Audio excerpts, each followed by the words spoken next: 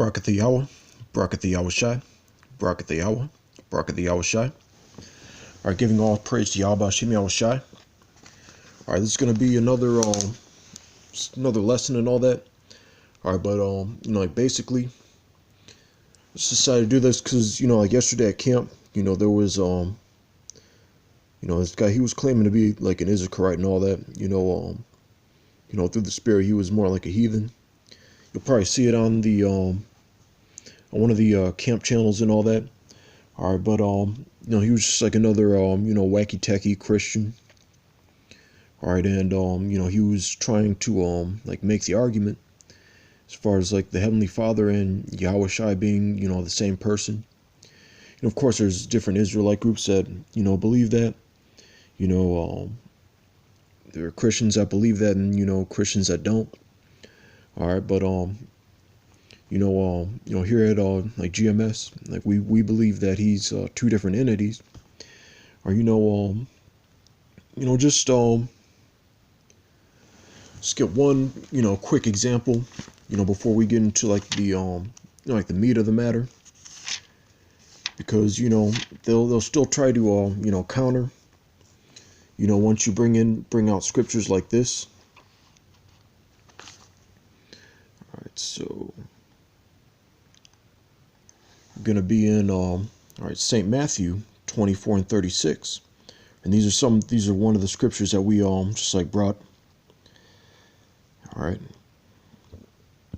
so it says but of that day and hour knoweth no man.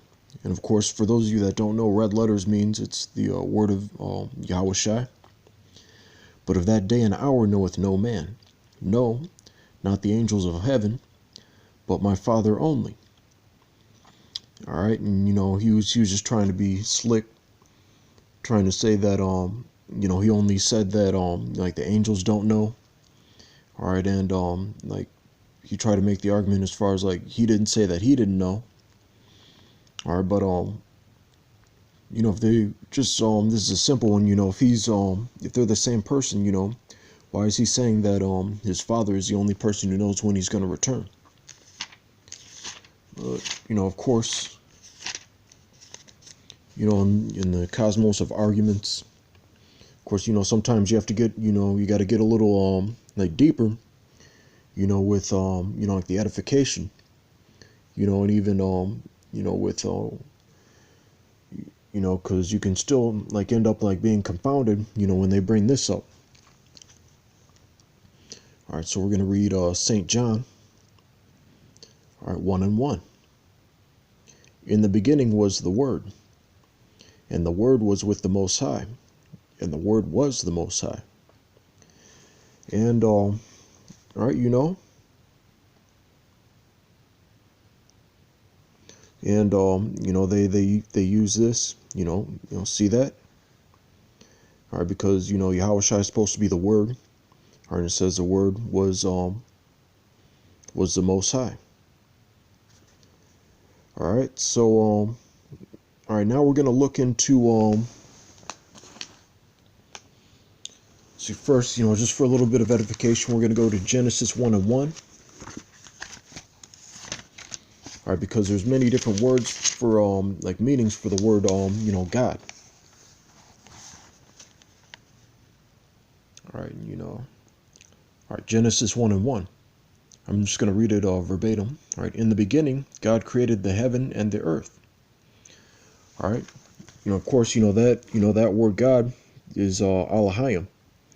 They like the heathens, they pronounce it Elohim.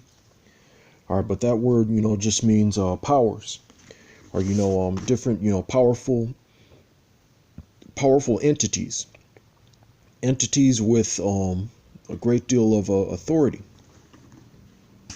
or just like and that's what we are. We're entities, of authority, and Yahweh Shai, on earth, he's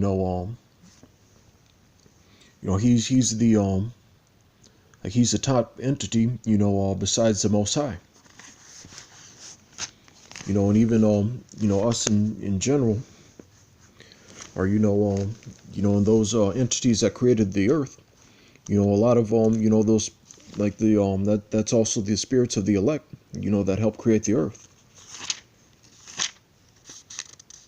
All right, so we're gonna go to all right, Psalms, all right, 82 and 6.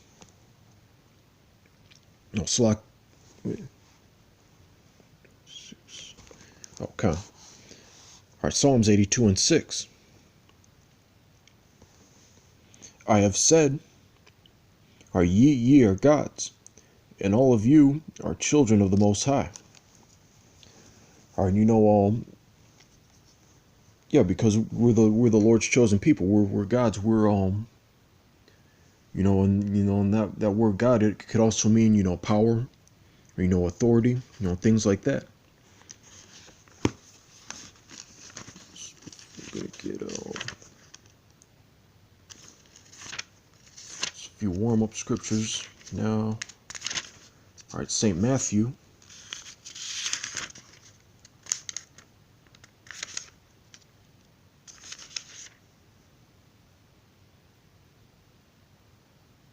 All right, 28 and 18. And Yahushua came and spake unto them, saying, all power is given unto me in heaven and in earth. Or and if it was given to him, this is another side note. If it was given to him, if it was given to him, then that means that someone he had to receive it from somebody.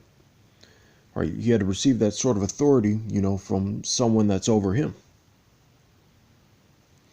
If they were the same person, then you would say something like it was all that power was always his in heaven and earth. Just like with if he was like on the level of the Most High. But that's the authority that, like, the Heavenly Father Yahweh. That's the authority that Yahweh gave Yahushai. All right, so now we're gonna get into all right, and this is the concordance entry. It's a concordance entry for both of those words. All right, so you keep that in mind. It's going to be Greek. All right, concordance entry 2316. All right, let's read a little bit of what it says. All right, it says Theos. It says a deity. All right, the supreme divinity. All right, a magistrate. We're going to look at that word magistrate in a little bit. All right, exceeding. It says God. All right, and look what it says over here. All right, godly, God word. Or so that can also be talking about someone a godly person, or someone who like fulfills the will of like the Heavenly Father. So it doesn't necessarily always mean like the Most High, even though it's the same word in the Greek. It's all about context. All right, here's some more. Just want to get, once again, that's Greek 23 and 16. All right, and of course, it can mean the Most High. But look, it also says, see, I'm looking at, all right, so it says, God can also mean a God, which Yahushua is, which the Israelites are, but we're not on the same level as the Most High. Look, it says God, a God generally. So just to prove that it can mean more than one thing. Look, divinely gods, God-fearing, godly. All right, so it can also be talking about like the Israelites. We're godly. We strive to be like godly people.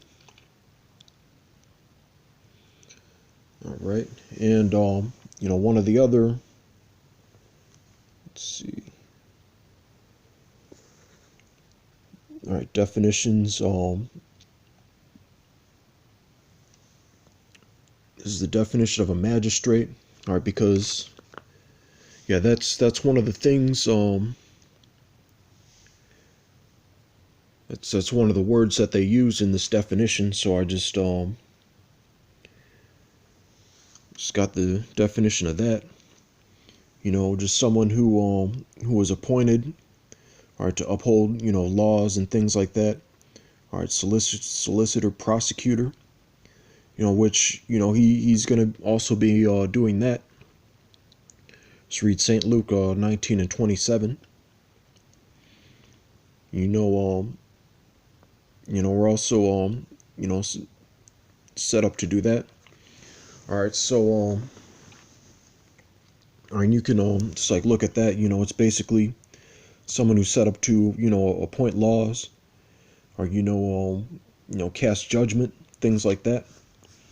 And that's we just read St. Matthew 28 and 18. That's what he's set up to do. And in the kingdom we're going to be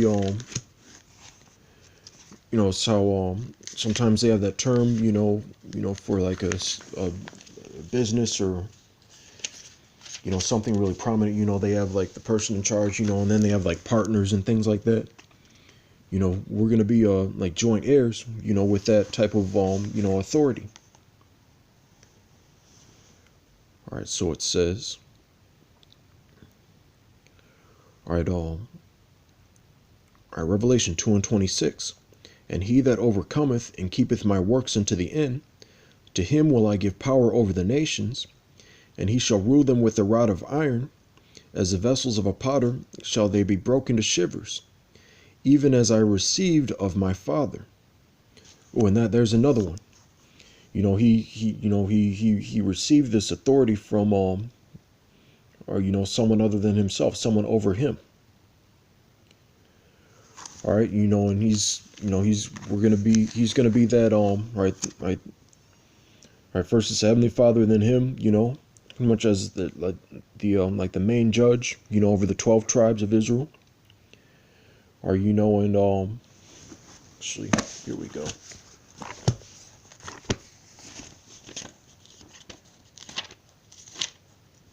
Just one more.